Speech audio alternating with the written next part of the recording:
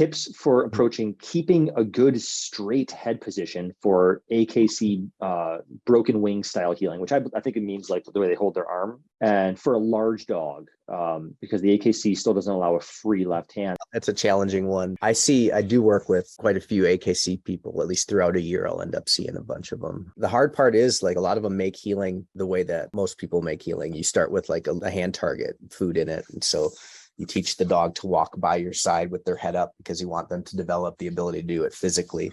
And then you have to get on with fading that target.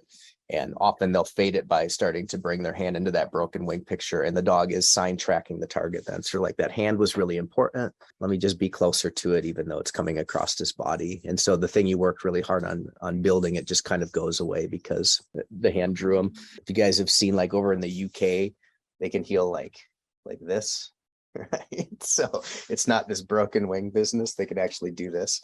And so that's easier, right? Because the dogs end up healing just like staring basically at the hand target. I almost feel like it's kind of cheating. So they'll teach the dog, hey, you should walk like this in heel position. And then, they're bridged across is just to eventually get here with it. But the dogs are kind of tracking that. A couple of things to think about would be, what's your dog's focal point in healing? And so when, for me, my dog's eventually a healing picture, even if I start, teaching them with a hand target. Lately, I've been doing this, a closed hand, and I develop the movement and the general idea of position of my leg and the head position underneath the target like this. And then, I fade it up and over.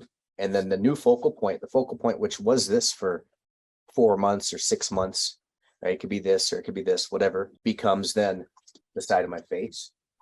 And despite what this hand eventually does, or this hand, or wherever these things are held, that's the only way that they get rewarded is by looking at the new focal point.